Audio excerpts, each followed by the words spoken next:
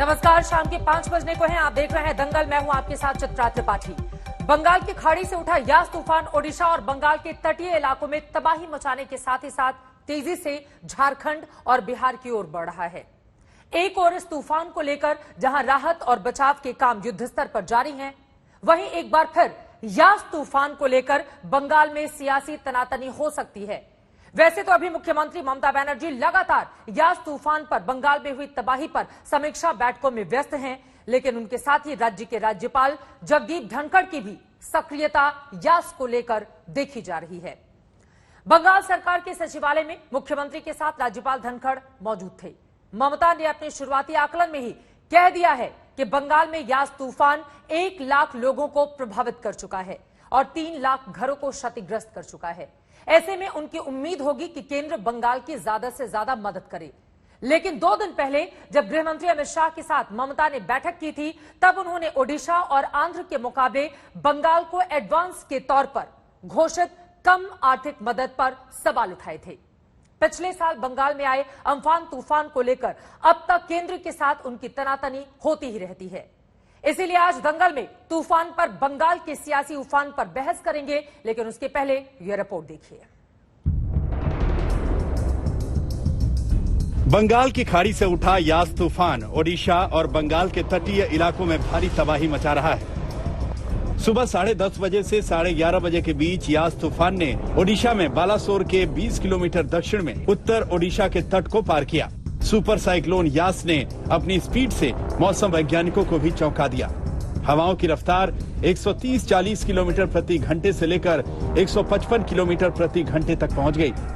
तूफान की वजह से पश्चिम बंगाल के सुंदरबन, हल्दिया और दीघा में भारी तबाही हुई है। इसका सबसे ज्यादा असर ओडिशा के बालासोर और भद्रक जिलों पर पड़ा है। ओडिशा और बंगाल तट पर यास का कहर शुरू हो चुका है। लैंडफॉल का प्रोसेस शुरू हो चुका है। इस वक्त हवाओं की गति काफी तेज है। यहाँ पे खड़ा होना भी बेहद दूभर हो रहा है। मुझे देखकर आप अंदाजा लगा सकते हैं। और समुद्र की अगर मैं हालत दिखाऊं तो एक्सट्रीम रफ कंडीशन समुद्र की जो होती है वो इस वक्त हमें दिखाई दे रही है। टाइडल वेव है अब 10 फीट ऊंची है, तो हवा का जो रुख है वो काफी तेज हो चुका है, रफ्तार हो चुका है। आपको बता दें, यहाँ पे अगर आपको दूसरी तरफ दिखाएं, आपको दिखाने की कोशिश कर रहे हैं। यहाँ पे देखिए जिस तरह से टिप रूफ है ये उड़ रही है। कुछ लोग बाहर आए हैं इस तरफ देखने के लिए, जो आसपास के लोग हैं। तूफान बहुत तेजी से झारखंड और फिर बिहार की ओर बढ़ गया है। आने वाले 2 दिनों में इसका असर पूर्वी उत्तर प्रदेश में भी दिख सकता है।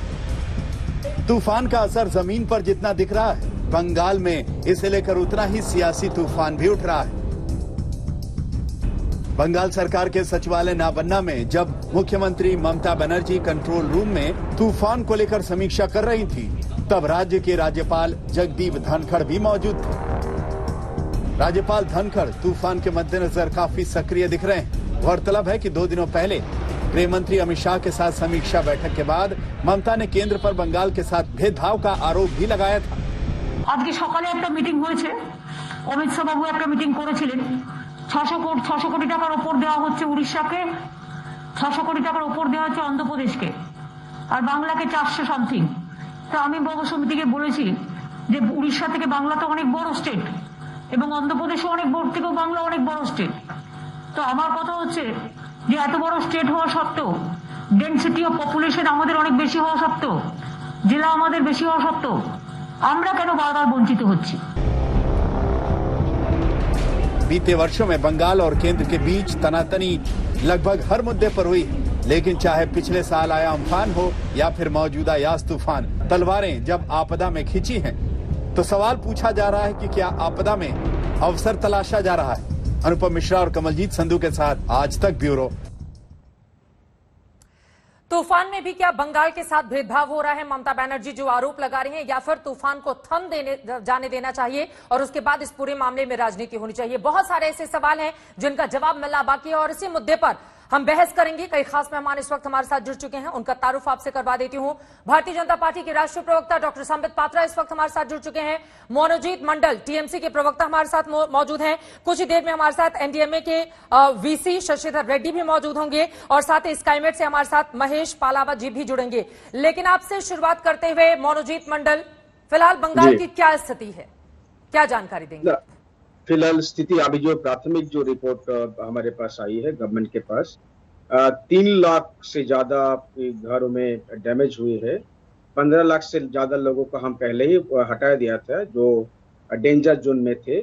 1 करोड़ से ज्यादा लोग करीब करीब 3 डिस्ट्रिक्ट में, 2 परगनाज है, north and south and Midnapore में मैक्सिमम डैमेज हुआ है। 1 करोड़ से ज्यादा लोग अफेक्टेड हुआ है। आपको पता है ये तीनों डिस्ट्रिक्ट है, ये आप स्टेट में सबसे बड़ा डिस्ट्रिक्ट में माने जाते हैं। और अभी जो राहत का काम चल रही है, लेकिन डैमेज जितना हम एक्सपेक्ट किए थे उतना नहीं हुआ। लेकिन ये प्राथमिक रिपोर्ट है। काल के बाद चीफ मिनिस्टर शायद जाएंगे और ऑफिशियल्स भी जाएंगे, उसके बाद पूरा जानकारी मिलेगा। लेकिन ये ईश्वर की कृपा से किसी का मौत नहीं हुआ, एक एक्सीडेंटल मौत हुआ, ये हमारे लिए बहुत अच्छी खबर है। और जो सरकार जो काम किए हैं पिछले 3-4 दिनों से, उसी का फल मुझे लगता है मिला है। सरकार के कामकाज का ये फल है संबित पात्रा, जिसकी वजह से जिस बड़े नुकसान की आशंका जताई जा रही थी, फिलहाल वो नुकसान देखने को नहीं मिल रहा है। लेकिन राज्यपाल जगदीप धनखड़ भी बहुत सक्रिय हैं। इससे क्या माना जाए कि स्थिति जो डैमेज या जो नुकसान हुआ है उस पर जल्द ही कंट्रोल पा लिया जाएगा? ममता बनर्जी के साथ मिलकर काम कर रहे हैं राज्यपाल। संबित पात्रा, देखिए चित्रा जी, मैं प्रार्थना करूंगा कि उड़ीसा, आंध्रा, बंगाल और बाकी जिन राज्यों के ऊपर यश साइक्लोन चक्रवात का इफेक्ट पड़ने वाला है वो कम से कम पड़े, लोग सुरक्षित रहें, जो मछुआरे हैं वो नहीं जाएं समुद्र में, और ईश्वर सबके जान और माल की रक्षा करे, ये मेरी प्रार्थना है। और मैं दुख के साथ आज मैं लड़ना नहीं चाहता मनोजीत दा से, क्योंकि मैं भी उड़ीसा से हूँ, मनोजीत दा बंगाल से है। हम दोनों के राज्य इफेक्टेड है, हमारे घर वाले इफेक्टेड है, तो हम आज लड़ाई नहीं करेंगे। मगर मुझे दुख इस बात का है कि इस घड़ी पर भी हम राजनीति कर रहे हैं। देखिए, मैं तो कह रहा हूँ 400 करोड़ आपको दिया, 600 करोड़ आंध्र प्रदेश को, 600 करोड़ उड़ीसा को दिया है, पूरा खर्च कर लीजिए। और चाहिए पड़ेगा, आप ही का पैसा है, ये पैसा किसी और का नहीं है, बंगाल का ही पैसा है, उड़ीसा का ही पैसा है, आंध्रा का ही पैसा है, आप ही के लोगों का पैसा है, हिंदुस्तानियों का पैसा है, और किसी प्रकार से इसे किसी भी राज्य को वंचित नहीं रखा जाएगा। प्लीज एक स्कूल गोइंग बच्चों की तरह हम ना लड़ें। ये किस प्रकार का संदेश जाता है बताइए? मतलब मीटिंग होती है, मीटिंग में एक वैज्ञानिक दृष्टिकोण के साथ आवंटन किया जाता है कि जो लैंडफॉल होगा वो बालासोर में होगा, भद्रक में होगा। अभी आपने दिखाया कि आपके जो रिपोर्टर्स थे, जो ऑन ग्राउंड रिपोर्टर हैं, वो खुद कह रहे हैं कि ज्यादा जो डैमेज होगा वो भद्रक, बालासोर इन एरियाज में होगा, जो उड़ीसा के एरिया से तटवर्ती इलाके हैं। और अभी मनोजीत दा ने भी बहुत अच्छी खबर सुनाई कि ईश्वर की दया से बंगाल में ज्यादा डैमेज, जितना वो एक्सपेक्ट कर रहे थे वो डैमेज नहीं हुआ है। मैं चाहता हूं कि ईश्वर बिल्कुल इसी प्रकार रखे, डैमेज बिल्कुल ना हो। उन्होंने कहा है कि जान की भी हानि बंगाल में नहीं हुई है, ये बहुत अच्छी बात है। जबकि उड़ीसा में जान की हानि हुई है, काफी लोगों की जान गई है, अभी तक जो जानकारी आ रही है। हम भी ईश्वर से प्रार्थना करते हैं ऐसा भी ना हो, मगर इस पे ये बचकाने हरकत नहीं होनी चाहिए। ये अपरिपक्वता है चित्रा जी की इसको 600 करोड़, उड़ीसा में भी कोई बीजेपी की सरकार नहीं है, आंध्रा में भी हमारी सरकार नहीं है, तो ये आप सब हमारे लिए बराबर हैं। प्लीज मैं हाथ जोड़ के निवेदन करूंगा, इस प्रकार की बचकाने हरकत ना करें। आप 400 करोड़ खर्च करिए, और चाहिए आप ही का पैसा है, आपको दिया जाएगा। बंगाल की सरकार बचकाने हरकत कर रही है, जो आरोप संबित पात्रा लगा रहे हैं। संबित जी से मैं भी आज लड़ना नहीं चाहता हूँ। लैंडफॉल उड़ीसा में जरूर हुई है, लेकिन जो जगह संबित जी को भी पता है वो बिल्कुल हमारे बॉर्डर के करीब है, वहीं पर ईस्ट मिदनापुर शुरू होते हैं। आपको पता है बालासोर के बगल में ही हमारे बॉर्डर है, और उस जगह में आप अगर देखोगे तो बहुत सारा डैमेजेस हुआ है प्रॉपर्टीज का। जान की कोई डैमेज नहीं हुआ, लेकिन प्रॉपर्टीज का बहुत सारा डैमेज हुआ। लेकिन मैं ये कह रहा हूँ कि अभी जो प्राथमिक रिपोर्ट है, हम लोग असेसमेंट नहीं करना चाहते थे, लेकिन राजनीति हम नहीं कर रहे। संबित जी, अभी कोई इलेक्शन नहीं है, जो सच है वही ममता दी ने परसों ने बताया था कि हमारा राज्य बड़ा है, लेकिन ठीक है, फिर भी वो मान लिया था। वो कुछ इस तरह एक तो बात आएगी ना, क्योंकि हम देखा है पिछले बार जो आम्फान के जो आपने राहत के लिए पैसा दिए थे वो काफी कम थे। हमारा असेसमेंट थे, ऑफिशियल्स थे, प्राइम मिनिस्टर आए थे, बहुत अच्छी बात है, लेकिन जो राहत हमको मिला था वो बहुत कम था। तब आप कह सकते हो इलेक्शन थे, हम इलेक्शन के लिए पॉलिटिक्स कर रहे थे, लेकिन अभी कोई इलेक्शन नहीं है, कोई पॉलिटिक्स का कोई जरूरत भी नहीं है। अभी 3 साल तो हम चुप रह सकते हैं ना इस बारे में, एटलीस्ट इस बारे में। लोगों की डैमेज लोगों की बिल्कुल हुआ है, लेकिन प्रॉपर्टीज का हम असेसमेंट करेंगे। असेसमेंट करने के बाद कितना खर्च लगेंगे, कितना होगा, हम ये जान सकते हैं। लेकिन जो अच्छी चीज है, जो सबसे ज्यादा कीमती है, जान किसी का भी नहीं गया। एक से मौत हुई है, एक्सीडेंटल डेथ। इसीलिए हम हाथ जोड़ से प्रार्थना करेंगे संबित जी से, अभी कोई पॉलिटिक्स का घड़ी नहीं है। ठीक है। और साथ ही ये भी पता होना चाहिए संबित जी, हम कोरोना के खिलाफ लड़ रहे हैं। बंगाल में कोरोना के लिए तो बहुत सारा प्रेडिक्शन था, एकदम बिल्कुल डूम प्रेडिक्शन हो गया। यानी कि आपकी जितनी उम्मीदें थी केंद्र सरकार की ओर से आपको मदद नहीं दी गई और भेदभाव किया गया है। आप इसका जवाब दीजिए। महेश पलावत जी भी हमारे साथ जुड़ चुके हैं। उसके पहले जल्दी से जरा ये मैप हम दिखा रहे हैं कि किस तरह से बंगाल की खाड़ी से उठा यास तूफान ओडिशा पहुंचा, वहां पर आज लैंडफॉल हुआ है। अब तबाही की तस्वीरें भी लगातार आज तक आप तक पहुंचा रहा है। उसके बाद बंगाल के तटीय इलाकों को प्रभावित करता हुआ खासतौर से हल्दिया, उसके बाद नंदीग्राम, कई ऐसे इलाके हैं तकरीबन 20 जिले जहां पर सीधा असर पड़ा है। तूफान अब झारखंड की ओर बढ़ रहा है। झारखंड सरकार की ओर से भी तमाम इंतजाम किए गए हैं। उसके बाद 27 मई को यह दक्षिण बिहार पहुंचेगा। बिहार सरकार की ओर से एहतियाती कदम बढ़ाए गए हैं। 28 मई को उत्तर बिहार पहुंचेगा और उसके बाद आपको बताते चले पूर्वी उत्तर प्रदेश, खासतौर से वाराणसी और उसके आसपास के एरिया में इसका सीधा असर देखने को मिलेगा। इस यास का असर अगले आज से 3 दिनों तक रहने की आशंका जताई जा रही है। इसी वजह से एहतियातन इन तमाम राज्य की सरकारों की ओर से कदम उठाए गए हैं और केंद्र सरकार की ओर से भी लगातार बैठकों का दौर इस पूरे मामले में जारी है। संबित पात्रा, जल्दी से अपनी बात कहिए, उसके बाद महेश पलावत के पास में जाऊंगी। भेदभाव अगर आप बराबरी में बांट ही रहे थे और ये एहतियातन एडवांस के तौर पर दिए गए, तूफान से कितना नुकसान हुआ है इसका असेसमेंट तो बाद में होगा, लेकिन पहले अगर आप ओडिशा को 600 करोड़ दे देंगे, आंध्रा को 600 करोड़ दे देंगे, तो सवाल आपसे पूछा जाएगा ना कि 400 करोड़ पश्चिम बंगाल जैसे बड़े राज्य को क्यों? चित्रा जी, मैं पहले आपको समझाता हूं, ये कोई घर का प्रॉपर्टी नहीं है जो बराबरी में बांटना है। ये प्रभाव के आधार पर बांटा जाता है, एक वैज्ञानिक दृष्टिकोण रखते हुए बांटा जाता है कि लैंडफॉल किस स्टेट पे होगा, किस स्टेट को कितनी डैमेज होने की आशंका है, कितनी असेसमेंट है, और ये मौसम वैज्ञानिक करते हैं। उसके आधार पर जो रिपोर्ट आती है उस पर ये निर्भर करता है कि कॉम्पेंसेशन, जो इनिशियल एडवांस पेमेंट होता है वो कितना जाएगा। उसके बाद असेसमेंट होता है कि वाकई डैमेज कितना हुआ, और जो फाइनल कॉम्पेंसेशन होता है वो उसके बाद जाता है। ये कोई प्रॉपर्टी नहीं है जो मोदी जी बांट रहे हैं कि सबको बराबर बराबर बराबर बराबर बांट दे। और मैंने कहा उड़ीसा की सरकार भी बीजेपी की सरकार नहीं है, आंध्रा की सरकार भी बीजेपी की सरकार नहीं है, चाहे वो हमारी सरकार भी होती तब भी। जहां लैंडफॉल हुआ है, जहां लोगों की मृत्यु होने की आशंका अधिक है और हुआ भी है, वहां पहले दिया जाएगा, नंबर 1। नंबर 2, यहां तो खुद बता रहे हैं टीएमसी के प्रवक्ता कि अभी तक तो असेसमेंट नहीं हुआ है, अभी तक असेसमेंट नहीं हुआ है। जो 400 करोड़ आपको दिया गया है वो आपका खर्चा नहीं हुआ है। तो ये रोना धोना क्यों कि आपने क्यों सौतेला व्यवहार, खर्च तो कर लीजिए, उसके बाद और मांगिए ना, आपका पैसा है आपको मिलेगा। तीसरा, आपने कहा हम एक स्पेशल स्टेट है क्योंकि हम कोरोना से लड़ रहे हैं, इसलिए हमको ध्यान में रखना चाहिए। आप मुझे बताइए, क्या उड़ीसा कोरोना से नहीं लड़ रहा है? क्या उत्तर प्रदेश, झारखंड ये कोरोना से नहीं लड़ रहे हैं? या आंध्र प्रदेश कोरोना से नहीं लड़ रहा है? सारे राज्य आज कोरोना से लड़ रहे हैं। कोई स्पेशल स्टेटस किसी राज्य का नहीं है कि केवल बंगाल कोरोना से लड़ रहा है। इसलिए सबको ध्यान में रख के करा जाएगा और हर विषय पे राजनीति नहीं होनी चाहिए। डिस्ट्रिक्ट मजिस्ट्रेट्स के साथ बैठक हो तो वहां भी राजनीति होगी, साइक्लोन के पैसे के आवंटन को लेकर वहां भी राजनीति होगी। प्लीज ये अपरिपक्व इमैच्योर राजनीति करना बंद कर दीजिए, ये अच्छा नहीं लगता है। मोनोजीत, आप अपनी बात बढ़ाइएगा, लेकिन संबित ये भी है ना कि अगर हम ओडिशा की सरकार को देखें या फिर आंध्रा की सरकार को देखें तो कई महत्वपूर्ण मुद्दों पर केंद्र सरकार को उनका समर्थन हासिल रहता है और ममता बनर्जी कई बड़े मुद्दों पर लगातार मुखर होकर आलोचना करती हैं। तो क्या इसके पीछे की ये बड़ी वजह तो नहीं है? इसका जवाब आप दीजिएगा। लेकिन महेश पलावत साहब, फौरन आपके पास आते हुए हमारे दर्शकों की जानकारी के लिए बताइए, फिलहाल अभी इस तूफान की स्थिति क्या है, किस तरह से आप डिफाइन करेंगे? क्या अब ये धीरे धीरे पश्चिम बंगाल के कुछ हिस्सों को नुकसान पहुंचाने के बाद अब झारखंड की तरफ रुख कर रहा है और वहां पर किस तरह की सतर्कता बरते जाने की आवश्यकता है?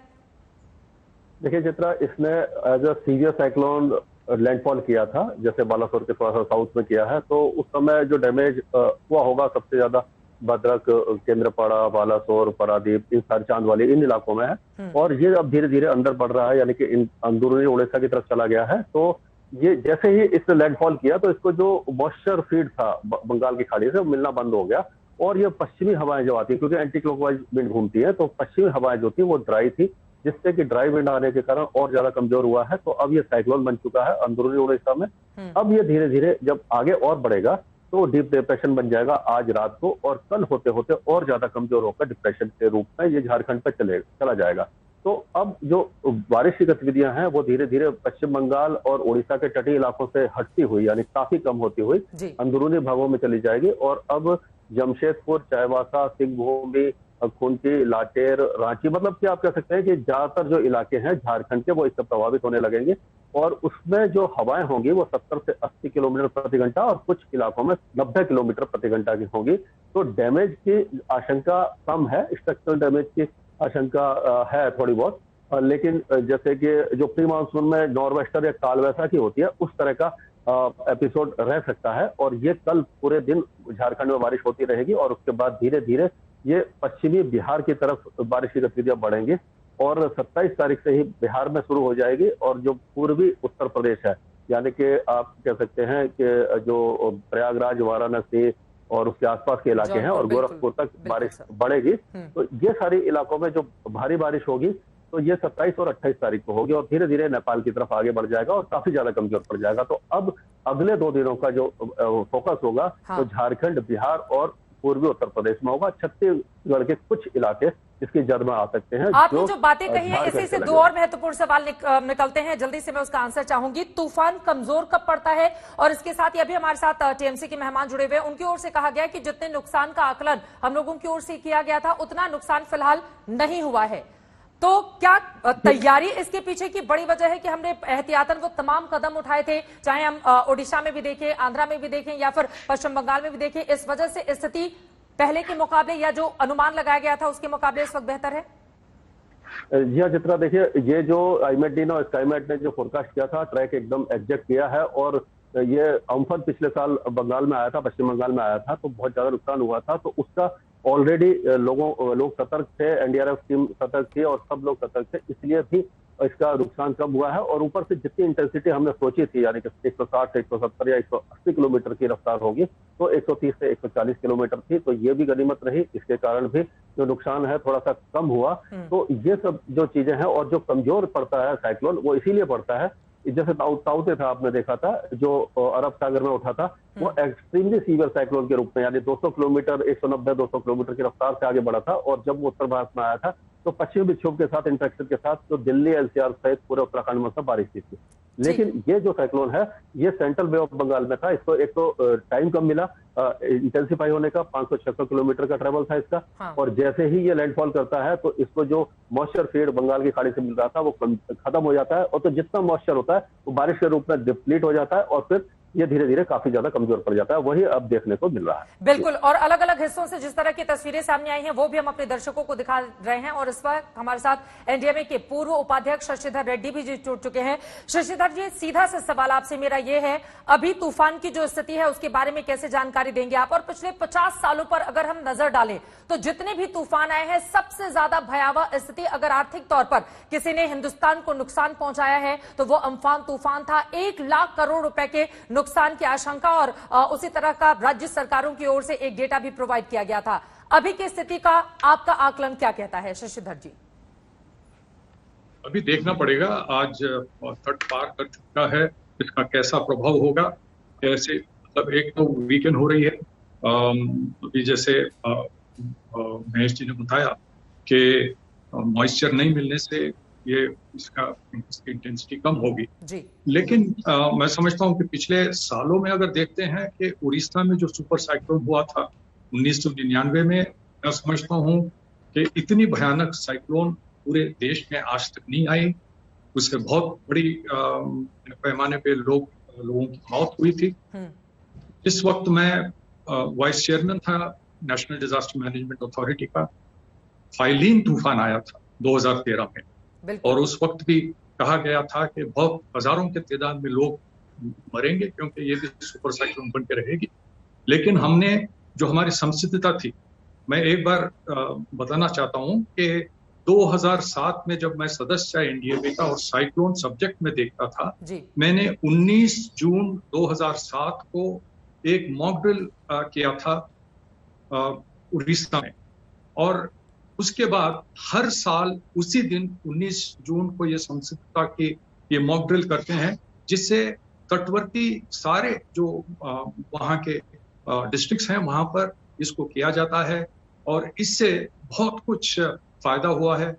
फाइलीन तूफान जब आई थी, हमने मरने वालों की संख्या केवल 23 तक हमने सीमित कर पाए थे। और जो हमारे एक बहुत बड़ी रिसोर्स बना के रखा है जब से इसकी स्थापना हुई 2006 में NDRF की, और आज ये बेहतरीन काम करता है। और हम मतलब आज इतने रिकॉर्ड स्तर पर उनकी टीम सारे जगह पर पहले ही पहुंच गए थे। और फैलिन की बात मैं कह सकता हूं कि इतनी भयानक तूफान आने के बाद सुबह 8 साढ़े 8 बजे तक सड़क पर एक भी पेड़ नहीं था। सबको सुबह से 4-5 बजे से उठकर उन्होंने काट दिया था। उनकी हम ये बहुत बड़ी हमारी उपलब्धि है नेशनल डिजास्टर रिस्पांस फोर्स। और मैं समझता हूं कि अभी लैंडफॉल हुआ है, लोगों को ज्यादातर मैं समझता हूं कि बंगाल में ज्यादा लोगों को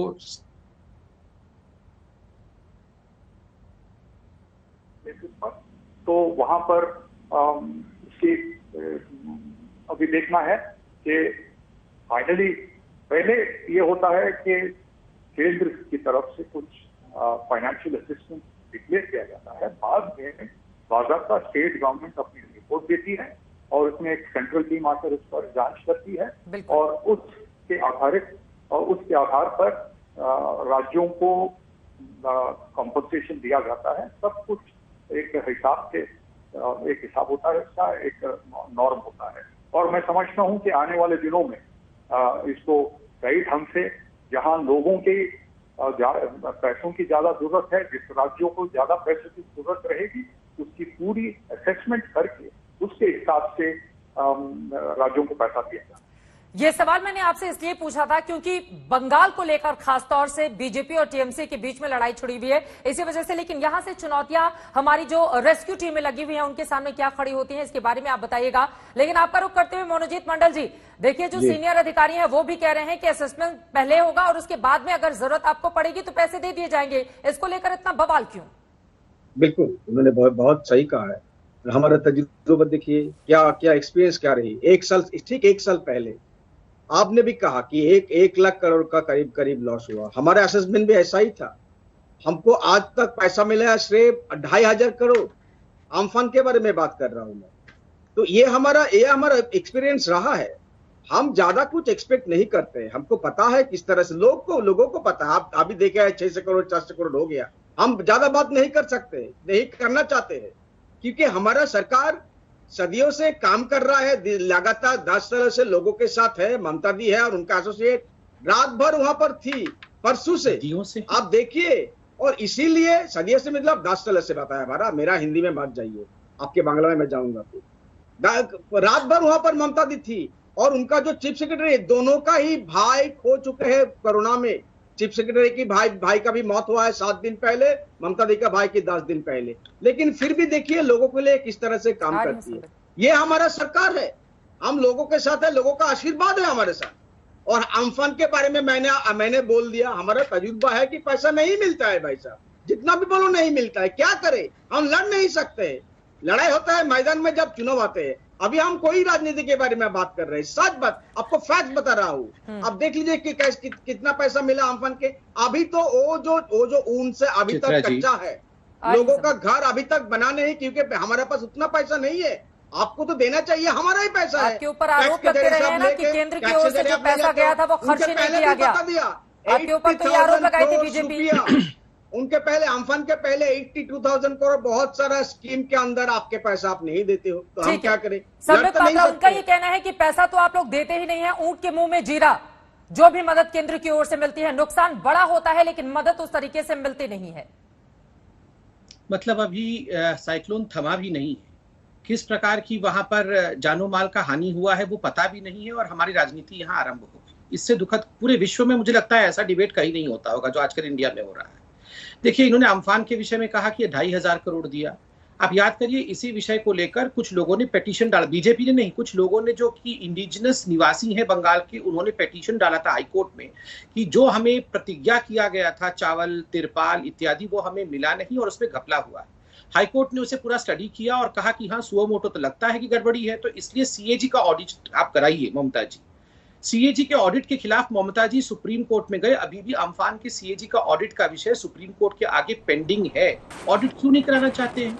ममता जी ने कहा हम ऑडिट नहीं कराएंगे। क्यों नहीं ऑडिट कराएंगे? नंबर 1। नंबर 2, अभी यहाँ जो रेड्डी साहब बैठे हुए हैं, आप देखिए, एक सीनियर अधिकारी है। कितने वैज्ञानिक तरीके से उन्होंने समझाया कि मैंने भी आपको कहा था, पहले आपको एक एडवांस पेमेंट होता है कि आप बंदोबस्त करिए, उसके बाद एक चिट्ठी लिखी जाती है सब कुछ मुआयना करने के बाद कितना डैमेज हुआ, ये स्टेट गवर्नमेंट भेजता है, फिर एक सेंट्रल टीम जाती है, राज्य सरकार के साथ मिलकर सेंट्रल टीम जो है वो मुआयना करती है, असेसमेंट होने के बाद वो खर्चा सेंटर के पास आता है और सेंटर उस पैसे को रिलीज करती है।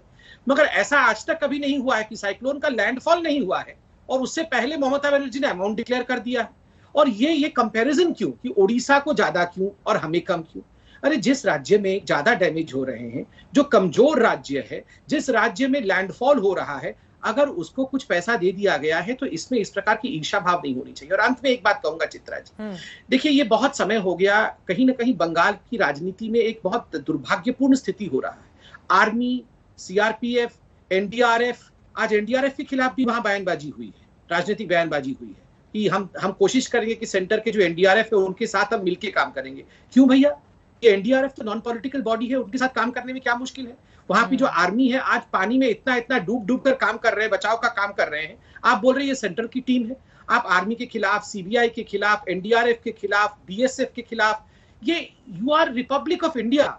ये कोई बंगाल का रिपब्लिक अलग नहीं है जो हम देश के बाहर से किसी को भेज रहे हैं। अरे हम एक ही देश है, एक साथ मिलकर करेंगे हर बात पे इस प्रकार की राजनीति। बिल्कुल, मुझे ब्रेक पर जाना है, लेकिन उसके पहले मोनोजीत का जल्दी से एक कमेंट ले लेती हूं। मोनोजीत, हर मुद्दे पर ऐसा लगता है कि पश्चिम बंगाल की राजनीति कहीं ज्यादा हावी रहती है और बाकी चीजें पीछे छूट जाती हैं। यही आज के तूफान के अवसर पर भी देखने को मिल रहा है। आपको दिखा दिया स्टैटिस्टिक के साथ कि अम्फान के जरिए से हम लोगों को कितना राहत मिला। अरे अभी तो असेसमेंट कोई नहीं असेसमेंट के बारे में पूछ रहा था। अब देखा ग्लेयरिंग जो है फैक्ट्स आपको बताया था और किसी ने भी एनडीआरएफ का समालोचना नहीं की। और सीबीआई के बारे में मत पूछो भाई साहब, सबको पता है अभी वो क्या है। वो कांग्रेस के टाइम है, वो केजेड पैरेट थे, अभी वो रॉटवेलर हो गए। आप पीछे पगला कुत्ता के तरह लोगों के पीछे छोड़ देते हो। ये किस तरह का सीबीआई है?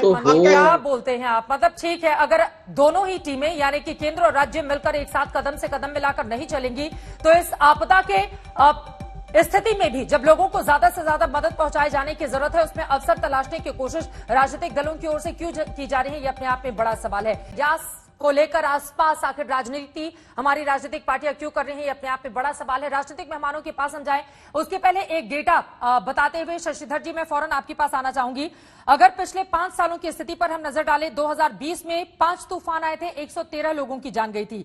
2019 में 8 तूफानों ने दस्तक दी थी, 105 लोग मारे गए थे। 2018 में 7 तूफान, 131 लोगों की जान गई थी। 2017 में तूफान तो सिर्फ 3 थे लेकिन 200 लोगों की जान गई थी और उसमें वो मछुआरे थे जो समंदर में फंस गए थे और फिर उनका रेस्क्यू नहीं हो पाया था। और 2016 में 4 तूफान जिसमें 6 लोगों की जान चली गई थी। ये एक लंबा डेटा है, लेकिन इस सब के बीच में आपसे जानना चाहूंगी जो रेस्क्यू टीमें इस वक्त मौके पर लगी हुई हैं, चाहे हमारी एनडीआरएफ की टीम हो, एसडीआरएफ की टीम हो, कई जगहों पर सेना की भी तैनाती हुई है, उनके सामने अब यहां से किस तरह की चुनौती आप देख रहे हैं? और मैं चाहूंगी वो तस्वीरें भी दिखाएं जो अलग अलग हिस्सों से सामने आई हैं। रेड्डी साहब जी, देखिए अभी जिस तरह का वहां पर इनंडेशन हुआ है उस पर उसके हिसाब से काम अलग से करना होगा। जो घर टूटे पड़े हैं उनमें से रेस्क्यू करके उनको हटा के वगैरह हटाने की जरूरत होगी। सड़कों को एकदम ट्रांसपोर्ट में कोई दिक्कत ना आए, सड़कों को पूरी तरह से क्लियर करने की जरूरत पड़ेगी। और इस बार मैं समझता हूं कि पिछले साल के जैसे इस बार भी जो बड़े संख्या में इवैक्यूएशन हुआ है वहां पर कोविड के मद्देनजर किस तरह की व्यवस्था की गई है वो मैं समझता हूँ कि बहुत ही महत्वपूर्ण होगा, क्योंकि सुपर स्प्रेडर अभी बंगाल में तो बहुत ज्यादा संख्या में वहां पर केसेस आ रही हैं। हाल में चुनाव हुए हैं, चुनाव के दौरान बहुत सारा एक्सपोज हुआ है लोगों का, और अभी फिर एक बार उनको एक साथ लाकर जो इवैक्यूएशन सेंटर्स में उनको रखा जाना है। मैं समझता हूँ कि इससे भी काफी प्रॉब्लम्स आ सकते हैं। इस पर खास ध्यान दिए जाने की जरूरत है। बिल्कुल सर, महत्वपूर्ण बात आपने बताई। कुछ ऑडियो में दिक्कत आ रही है, फौरन मैं ठीक करवाती हुई। महेश पलावत जी, एक कमेंट आपका सर। अब यहां से चूंकि धीरे धीरे झारखंड, बिहार और पूर्वी उत्तर प्रदेश के हिस्से प्रभावित होंगे, वहां पर इलाके के जो लोग आपको सुन रहे हैं, किस तरह से एहतियातन उनको कदम उठाए जाने की जरूरत है, और वहां पर क्या इंतजामात, जो लोग घरों के भीतर भी एक ऐसे समय में रहेंगे जब तूफान की स्थिति होगी, उन लोगों को आप क्या सलाह देना चाहेंगे? देखिए, जितना इस समय जो अंदरूनी जिले हैं उड़ीसा के, उस इलाके में भारी बारिश ऑलरेडी हो रही है, हवा तेज है, और जैसे जैसे आप सुबह का समय आएगा कल सुबह, तो हवा कमजोर होती जाएगी, लेकिन 60 से 70 किलोमीटर प्रति घंटा की रफ्तार से जो हवा चलती है, तो उसमें भी जब तेज बारिश के साथ इस तरह की हवा चलती है तो टिन शेड वगैरह उड़ने के चांसेस रहते हैं, एस्बेस्टस शीट वगैरह के, और जो लूज आर्टिकल है वो इधर उधर उड़ते हैं और पेड़ वगैरह गिरते हैं, कम्युनिकेशन लाइन वगैरह गिर सकती है, बिजली वगैरह के तार गिर सकते हैं। तो उस समय हम कहना चाहते हैं कि आज से लेके, अब से लेकर के कम से कम कल दोपहर तक जो झारखंड के लोग हैं उनको एहतियात बरतना बहुत जरूरी है। अगर जरूरी ना हो तो घर में ही रहें, क्योंकि एक दिन में कुछ नहीं बिगड़ने वाला है। एक दिन में अगर आप घर में रहेंगे तो कोई पहाड़ नहीं टूटेगा, लेकिन अगर आप बाहर निकलते हैं और कोई हादसा हो जाता है तो वो ज्यादा खतरनाक होगा। तो अपना बचाव करना बहुत जरूरी है। पब्लिक खुद अपना बचाव करे, और एडमिनिस्ट्रेशन तो लगा ही हुआ है, रिलीफ कैंप वगैरह वहां पे भी है। और उसके बाद जो बिहार और पूर्वी उत्तर प्रदेश है, ये 27 की जो दोपहर से लेकर के 28 तारीख तक इस इलाके में भारी बारिश हो सकती है, लेकिन उस इलाके में खतरा काफी कम है, हवाओं की रफ्तार काफी कम हो जाएगी, केवल बारिश का खतरा है। तो हम कह सकते हैं कि झारखंड और जो बिहार के दक्षिणी इलाके हैं, दक्षिणी पश्चिमी इलाके, इन इलाकों को ज्यादा सतर्क रहने की जरूरत है। और उसके बाद यानी कि कल शाम या रात से खतरा काफी ज्यादा कम हो जाएगा, केवल बारिश रहेगी। तो केवल एक दिन की बात है, एक दिन अगर आप अपने आप का संयम बरतते हैं तो यह आपके लिए बहुत ज्यादा अच्छा रहेगा। लोगों की भागीदारी बहुत ज्यादा अहम है, और स्थिति की गंभीरता को भी लोगों को समझना होगा। अब सीधे मैं संबित आपके पास आऊंगी। मोनूजीत, एक बार फिर से आपका रुख करते हुए, चूंकि बंगाल में लगातार आप लोग केंद्र की मंशा को लेकर सवाल खड़े कर रहे हैं, लेकिन संबित पात्रा ने ब्रेक से पहले महत्वपूर्ण बात कही थी ना, ओडिशा में नवीन पटनायक की सरकार है, जगनमोहन रेड्डी आंध्र प्रदेश के मुख्यमंत्री है, वो तो बीजेपी से उनका कोई सीधा ताल्लुक है नहीं। अगर उन लोगों को दिक्कत नहीं है, हमेशा ममता बनर्जी या टीएमसी की सरकार को केंद्र कुछ भी करे, हमेशा उस पर सवाल खड़े करना है, यानी कि चित भी मेरी पट भी मेरी। फिर से आपको इतिहास दोहरा देता है। पिछले साल चले जाइए 2020 अप्रैल में बंगाल में केसेस का 1000-2000 केसेस थे, टीम भेजा गया। उड़ीसा और आंध्र प्रदेश को नहीं भेजा गया, यूपी को नहीं भेजा गया। और अभी जो हर जगह यूपी में जाओ, मध्य प्रदेश में, कर्नाटक में सबसे ज्यादा केसेस है, टीम नहीं भेजा जा रहा है। ये क्या है?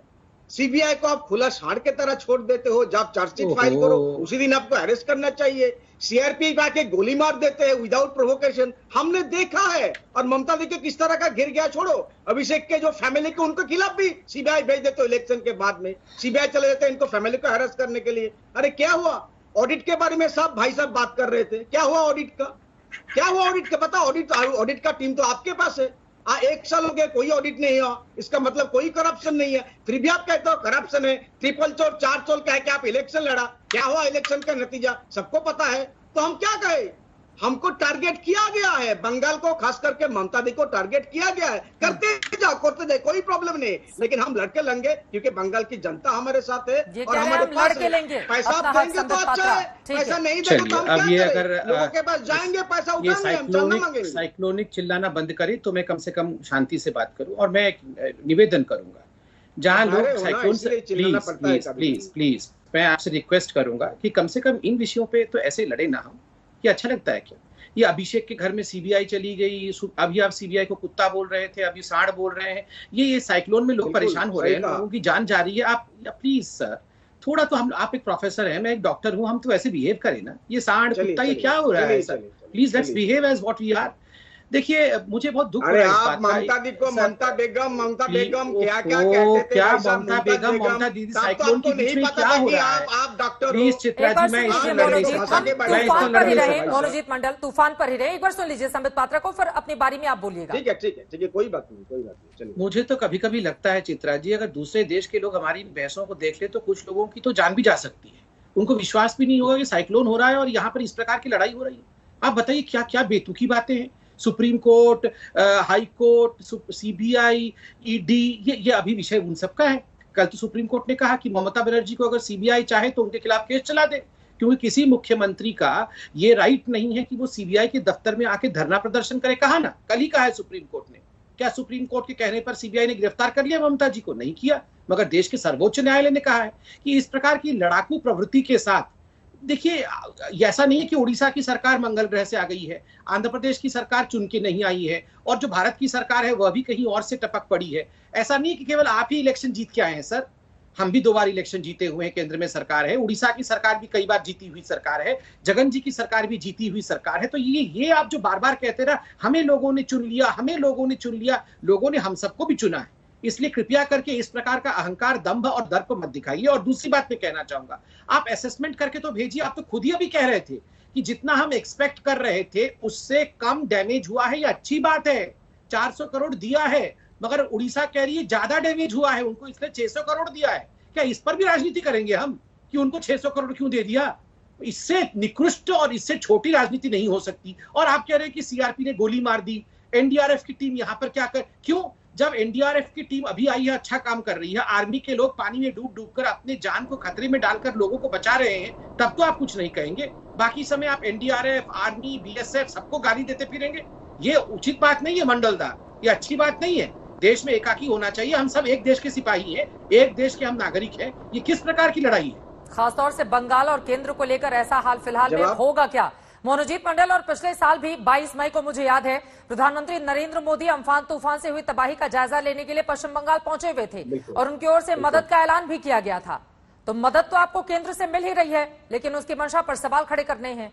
2,500 करोड़ मिला है, वही तो मैंने कहा। असेसमेंट करके उनका भी टीम आए थे, सेंट्रल टीम भी आए थे असेसमेंट करने के लिए। क्या हुआ बताइए, क्या असेसमेंट हुआ? सबको लग रहा है कि जो वहां पर जो कंपनसेशन चाहिए था 1 लाख करोड़ के आसपास, दोनों स्टेप मिला क्या? आप दे दो, कितना दे दो, कितना दिए हैं आप देखे हो? आप तो सेंट्रल टीम है।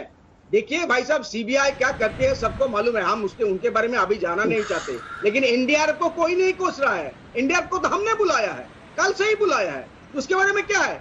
सीबीआई तो वो तो आपका टीम नहीं है ना, आपका कोई तो किसी का तो पर्सनल प्रॉपर्टी नहीं है।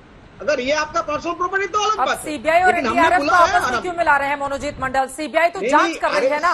अब सीबीआई जांच करे नहीं करे वो भी फैसला आप ही लोग लेंगे, तो ऐसा कैसे चलेगा ये बताइए ना। हम एनडीआरएफ पर है ना, एनडीआरएफ, एसडीआरएफ, सेना की जो टीमें इस वक्त वहां पर अपनी जान जोखिम में डालकर मदद कर रही है। अरेस्ट किया गया, जांच खत्म होने के बाद किसी लोगों को अरेस्ट नहीं किया जाता है। सुप्रीम कोर्ट में भी तमाचा मिला। अगर ममता दी कोई इलीगल काम कर रहा था, करने बैठे नहीं है सर। इन लोगों को तो बेल तूफान पर हो रही है ना मोनोजीत। किस तरह से बेल को रोका गया? नहीं, हम एक एग्जाम्पल दे रहा हूँ, और ये भी एक आपत्ति, कोरोना भी एक आपत्ति। पिछले साल हम देखा है किस तरह से टीम भेजा गया। अभी टीम भेजो, अभी यूपी में टीम भेजो, बंगाल में भी टीम भेजो, देख के जाओ किस तरह से हो रहा है काम।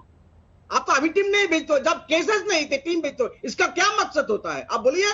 आप नहीं राजनीति करते हो, आप राजनीति करते हो और हम प्रोटेस्ट जब करते हो राजनीति हो जाती है। तो अभी आप बता रहे हैं, एक सेकेंड मोनोजीत मंडल, आप ये बता रहे हैं कि फिलहाल जिस तरह का अनुमान था उससे कम नुकसान हुआ है एहतियातन राज्य सरकार की ओर से जो कदम उठाए गए थे। फिर तो 400 करोड़ ठीक है ना? अरे हम तो एग्जाम्पल दे, पिछले साल क्या हुआ था? 3 लाख घर का डैमेज, प्रॉपर्टीज का डैमेज हुआ। अभी डिबेट पिछले साल का हो रहा है, अभी का हो रहा है? 400। अरे वो अभी चल रहा है भाई साहब, अम्फन का अभी चल रहा है। हर लोगों का सब लोगों को घर अभी नहीं मिला, आपको पता है, आपको पता है। और अभी असेसमेंट का 3 लाख का मैंने कह दिया, 3 लाख घरों का डैमेज हुआ है, वो असेसमेंट करना पड़ेगा। लेकिन आप पैसा देते नहीं हो। 10 सेकंड दीजिए जरा। ये पिछले साल का इतिहास मैंने दोहरा दिया। वो अभी ज्यादा देर नहीं है, 5 साल चिल्लाओ मत, आराम से। पैसा ही नहीं देते हैं संबित पात्रा, और हल्ला कर दिया जाता है लेकिन पैसा मिलता नहीं है, फिर लोगों को मदद मिलेगी कैसे? चल चित्रा जी, मैं एक जवाब देता हूं, और ताकि लोग समझ सके, मैं कहानी के रूप में जवाब देता हूं। एक गांव में एक हस्बैंड वाइफ थे। हस्बैंड ने अचानक वो सुबह सो के उठ के बोला कि मैं बहुत खुश हूँ। वाइफ बोली क्यों? बोली कि मैंने सपने में देखा है कि हम एक गाय खरीद के ला रहे हैं। तो वाइफ बोली अच्छा, मैं जरा भी आ रही हूँ। वो बाहर गई और जाके हाट से 7-8 मटके खरीद के ले आई।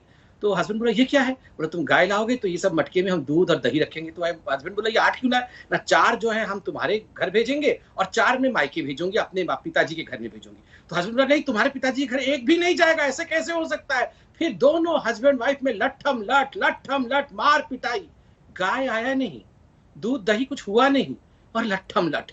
ये हम दोनों क्यों लड़ रहे हैं? मतलब साइक्लोन हो जाएगा, उसके बाद असेसमेंट होगा और इनका पैसा का डैमेज का जो भी रकम है वो आ जाएगा, हम देंगे नहीं। मोदी जी असेसमेंट करेंगे नहीं तो अभी से लट्ठम लट करेंगे। मतलब ऐसा आपने सुना है कभी चित्रा जी? और इस पे हम डिबेट कर रहे हैं बैठ के। एक खास तौर का चश्मा पहनकर बंगाल की सरकार रहती है क्या केंद्र को लेकर, मोनूजीत? पैसा नहीं दिया है भाई। छोटा सा एग्जांपल देता हूं, मेरा यूनिवर्सिटी का संबित जी से मैंने बोला 100 करोड़ का रूसा राष्ट्रीय उच्चतर शिक्षा प्रबंधन 100 करोड़ का प्रॉमिस था, 2019 में प्रॉमिस किया था, सिर्फ 40 करोड़ मिले। छोटा सा एग्जांपल दे दिया, 40 करोड़ मेरा यूजीसी ने फाइल क्लियर कर दिया। आपके जो मिनिस्टर है पोखरियाल साहब, वो फाइल को दबा के रखा है। 400 लोगों का नौकरी चला गया 100 करोड़ का प्रोजेक्ट का। ये एक छोटा सा एग्जांपल। और 82,000 करोड़ स्टेट का तो बहुत बड़ा रकम है। चुनावों के दौरान उनकी ओर से यही आरोप लगाए गए कि पैसा जो दिया जाता है उसको लोगों तक पहुंचाती नहीं है बंगाल की सरकार। मोनूजीत मंडल, अरे हम लोग की डिबेट सुन के मौसम वैज्ञानिक बेहोश हो जाएंगे कि क्या डिबेट हो रहा है, क्या कर रहे हैं। यही तो केंद्र की ओर से बार बार कहा गया ना कि जो पैसा दिल्ली से जाता है बंगाल सरकार लोगों तक पहुंचाती ही नहीं है, हल्ला खूब मचाती है। बिल्कुल झूठ है। अम्फान के जरिए से हमारे सरकार ने 12,000 करोड़ रुपया खर्चा किया और केंद्र ने सिर्फ 2,500 रुपया दिया थे। आप बोला ये तो ऑडिट करके देख लीजिए ना, और हर ऑडिट भी किए हो, आप ऑडिट करके देख लीजिए हमारे सरकार। चलिए ठीक है, वक्त की कमी है, ब्रेक लेना है। क्लोजिंग कमेंट जल्दी से संबित पात्रा। देखिए मैं इतना कहना चाहूंगा, केंद्र सरकार ने, आप एक ध्यान करिए, किसान सम्मान निधि के अंतर्गत हम बोलते रहे कि आप प्लीज अपने किसानों की वेरिफिकेशन का लिस्ट दीजिए, हम पैसा देना चाहते हैं। अब जाके हुआ है, सोचिए 4 इंस्टॉलमेंट इन्होंने मिस किया, 6 इंस्टॉलमेंट बल्कि इन्होंने मिस किया है, और आज कह रहे हैं कि पैसा नहीं देते हैं। मुझे लगता है ये बहुत छोटी और क्षुद्र राजनीति होगी। हम इस प्रकार की राजनीति ना करें, और मैं प्रार्थना करता हूं कि लोग सुरक्षित रहे, अपने घरों में रहे, उनके जान माल की सुरक्षा हो। ठीक है, केंद्र की भी उतनी ही जिम्मेदारी है और राज्य सरकार की भी उतनी ही जिम्मेदारी है, कदम से कदम मिलाकर आगे बढ़े ताकि लोगों को तुरंत राहत मिल सके। फिलहाल के लिए आप सभी का शुक्रिया हमारे साथ इस चर्चा में शामिल होने के लिए। तूफान का जगह जगह कहर देखने को मिल रहा है। आपको बताते चले ओडिशा और पश्चिम बंगाल में नुकसान पहुंचाने के बाद धीरे धीरे ये झारखंड की ओर रुख कर रहा है, उसके बाद उत्तर बिहार, फिर पूर्वी उत्तर प्रदेश में खासतौर से इसके नुकसान पहुंचाने की आशंका जताई जा रही है। इसी वजह से इन तमाम राज्यों ने अपने एहतियाती कदम जरूर उठाए हैं ताकि इसके प्रभाव से लोगों को बचाया जा सके। और आज हमने सवाल पूछा था, दरअसल बंगाल में जो कुछ भी चल रहा है, क्या बंगाल में हर प्राकृतिक आपदा में सियासी अवसर तलाशा जाता है? जो जवाब हमें मिले हैं उनमें 85% ने हाँ कहा है, जबकि 15% ने नहीं में जवाब दिया है। इसी के साथ दंगल में आज के लिए बस इतना ही। देश और दुनिया की बाकी खबरों के लिए देखते रहिए आज तक।